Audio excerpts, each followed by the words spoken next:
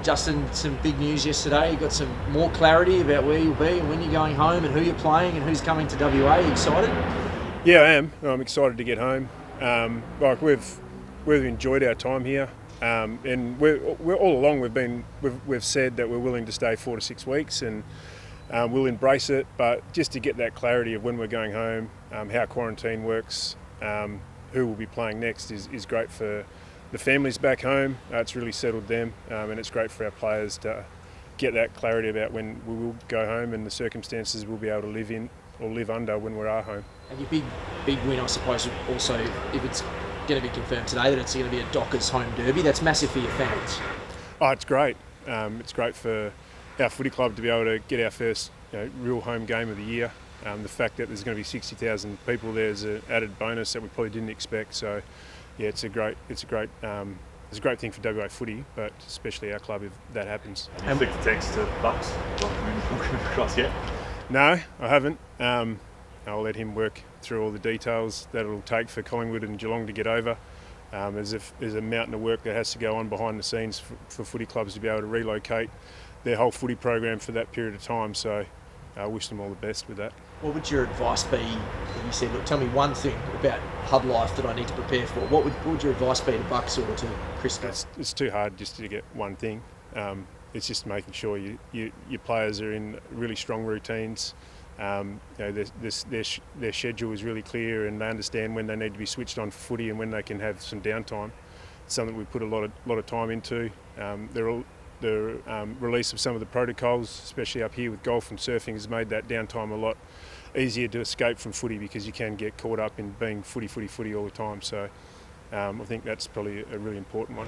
Do you know how strict your quarantining protocols are going to be? You know, to have your players with you up here and all of a sudden they're going to be away. There's different things you're going to have to do now from a coaching perspective once you get home. Yeah, well, largely it'll be a little bit similar to just normal practice.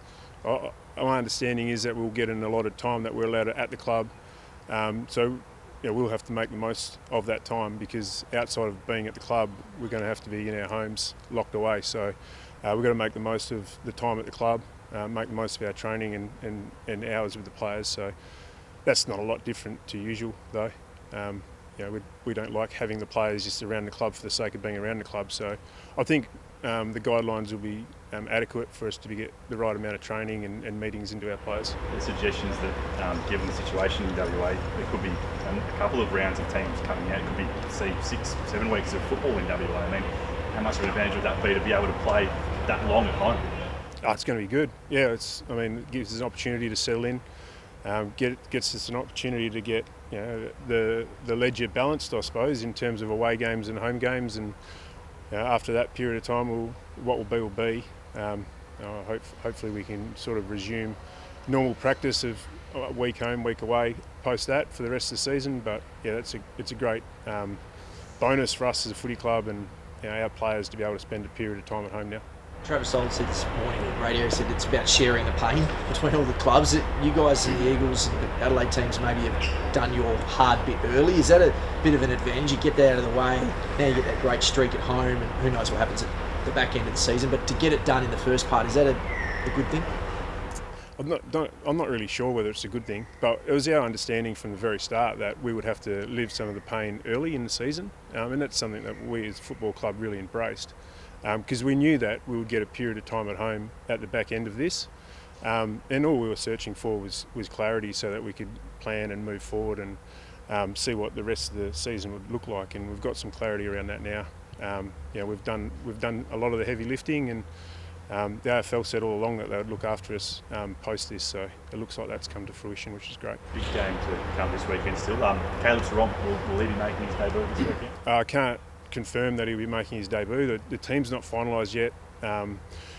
One thing I can say is that him and Connor will be in the mix. They'll definitely be in the squad, and they're both putting a lot of pressure on the players in the team at the moment with their training performances and their efforts against Brisbane reserves a couple of weeks ago. So it's good to have that pressure for selection. Keeps the players in the side honest and hungry. So. He's in the mix. What do you like about him? There's not much not to like about him. to be honest, he's just so clean, competitive, tough. He's a player that during the shutdown period went away from the club and came back a better footballer. He clearly worked on his running. He's just a competitive animal, and he's got a real thirst for contact, and it's probably something we've been missing a little bit. Just those bigger, harder bodies that just love to bash and crash. So he's worked on all aspects of his game since he's been to the club, but his strengths are his effort around the ball, and that's been really shining through at training and in the games he's played. It sounds like he's very close then. I mean, that was a pretty glowing report. I mean, why wouldn't you play him? Well, if you had asked me 3 weeks ago, I would have said the same thing about him. It's just a matter of giving him an opportunity, being room in our team to give him an opportunity, and it's something that my coaching philosophy is not just to pick the best player or players to come into the team. They need to have a position that allows them to play to their strengths. So there needs to be a midfield spot open up for Caleb to get an opportunity, and we're working through that. I've been happy with our mids. We've been a little bit inconsistent, quarter in, quarter out with individuals, but I'm pretty happy with the way they're going as a collective. Sean Darcy, where's he at, and how much of a chance to play?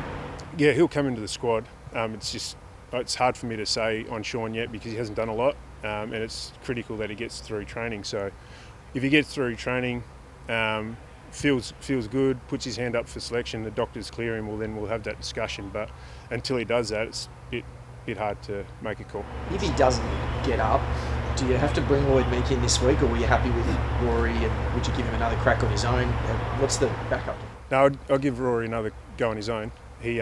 I thought he had his colours lowered last week, but he's a lot better player than that.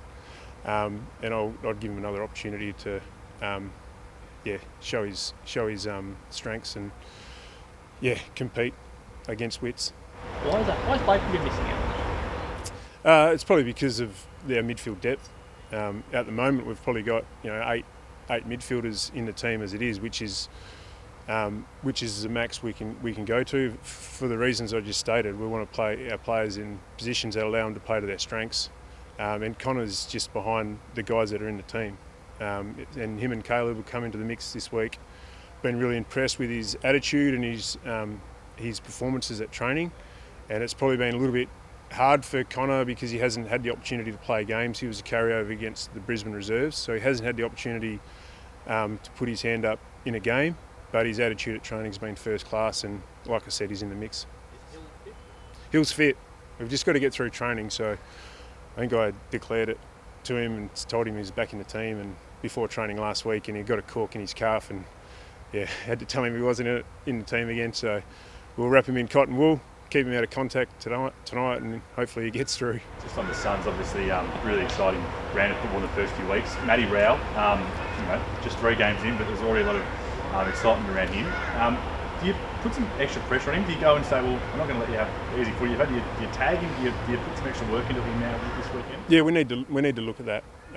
He's had a fantastic start to his footy career. Not just the inside stuff, but he's also getting a lot of footy on the outside, and those left foot goals he kicked last week were first class. We just need to make sure that we're not getting carried away with the hype of just Matt Rowell. It's the midfield group as a collective with some senior bodies in there that are really going to work, and they're doing it as a collective. So we need to make sure we prepare for the midfield as a group and get the job done as a collective as much as trying to take out individuals.